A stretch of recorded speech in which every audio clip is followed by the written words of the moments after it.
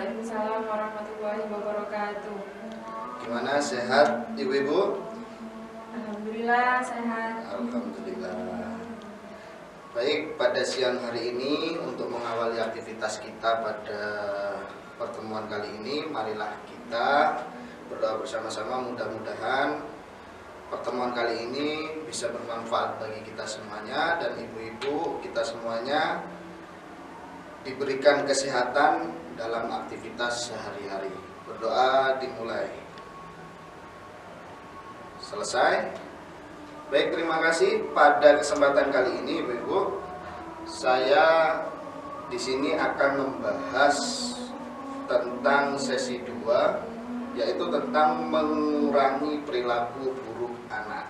Ini adalah bagian materi dari sesi 2. Baik, dalam materi kali ini saya ingin bertanya kepada ibu-ibu semuanya, ketika waktu kecil ibu-ibu pernah melakukan sebuah kesalahan dan orang tua ibu-ibu bagaimana responnya? Apakah biasa saja atau memang sangat memarahi atau memukul dan lain sebagainya? Dijewer Pak, ya kadang juga dipukul. Lalu apa yang ibu-ibu rasakan ketika orang tua itu memukul ibu-ibu atau jewer dan lain sebagainya? Pastinya sakit hati dan juga bikin mental saya itu down. Dari sini saya ingin mengajak ibu-ibu untuk membayangkan sebuah pasir yang dalam genggaman tangan kita. Ibarat pasir, ketika digenggam semakin erat, pasir itu akan semakin banyak keluar, semakin sedikit yang kita genggam. Nah, dari situ kita ibaratkan pasir itu adalah anak kita dan genggaman itu adalah kita sendiri sebagai orang tua. Dalam hal ini bisa diartikan bahwasanya ketika anak itu dikekang ataupun diibaratkan digenggam, sama saja dikekang ataupun diperlakukan buruk oleh kita sebagai orang tua, maka anak ini akan selalu menghindar ataupun akan selalu bersifat dendam, biasanya dendam, sakit hati yang tadi dirasakan oleh ibu-ibu ketika masa kecil. Nah, sebenarnya dalam konteks ini banyak hal yang harus kita pahami, bahwasanya anak-anak itu tidak harus dikekang, tidak harus dimarahi, tidak harus dipukul. Banyak hal yang kita lakukan sebenarnya dalam memperlakukan anak ketika anak melakukan kesalahan. Di sini saya akan menyampaikan dengan gambar ini tentang dampak negatif kekerasan pada anak. Nah, pada gambar ini dijelaskan secara dampak fisik, mungkin bisa dipahami ya Bu, bentuk gambarnya seperti apa. Nah, kesakitan, anak itu kesakitan seperti layaknya ditampar kalau di gambar ini. Terus selanjutnya dalam dampak non fisiknya, ini bisa jadi anak itu akan menjadi pemarah. Terus ada anak itu agresif. Agresif ini bahasanya apa agresif? Agresif lah. Kajian bermain. Cepat muringan. Bener, agresif lah. Kebaperan. Lako nyerang.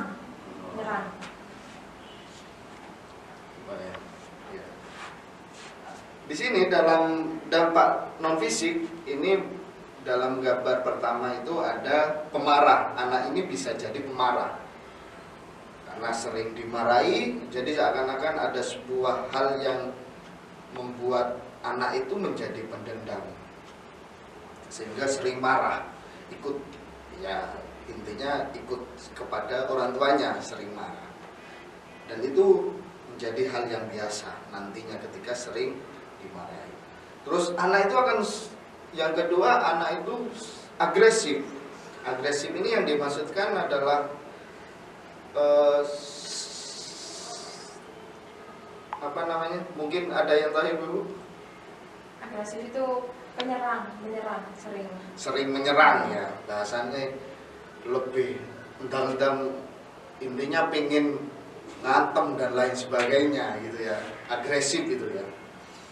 Terus tidak percaya diri ya. Nomor 3, tidak percaya diri. Jadi karena sering dibentai mungkin, sehingga mau ngomong takut salah dan mau bertindak takut salah.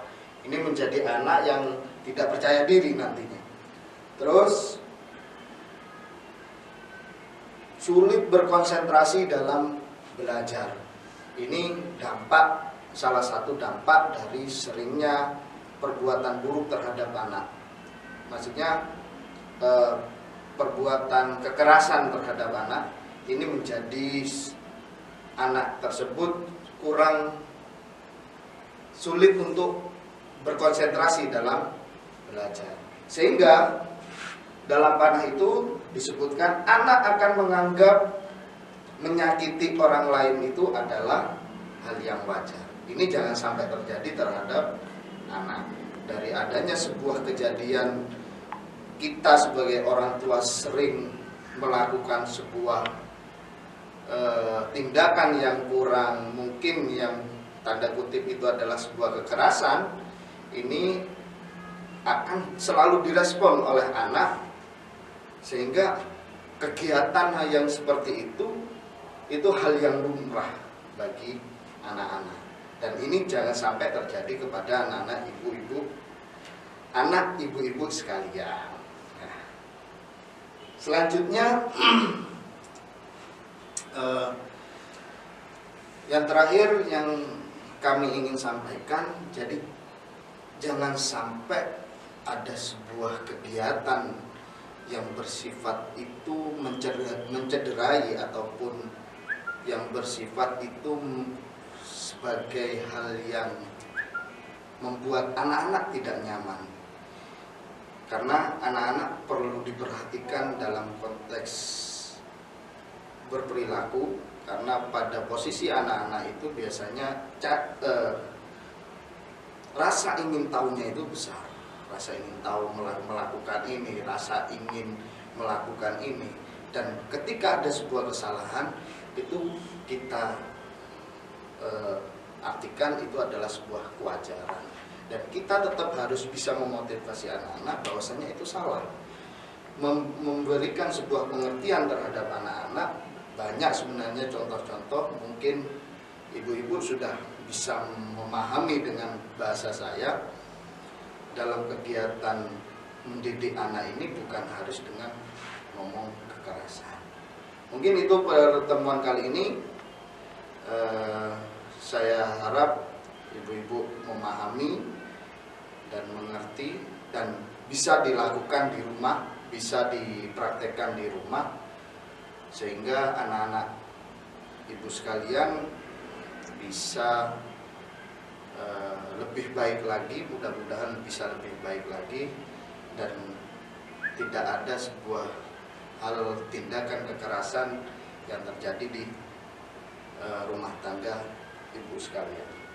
Mungkin dari kami itu saja, kurang lebihnya mohon maaf. Akhirul kalam, wallahu muwaffiq ila aqwamit thoriq. Assalamualaikum warahmatullahi wabarakatuh. Waalaikumsalam warahmatullahi wabarakatuh.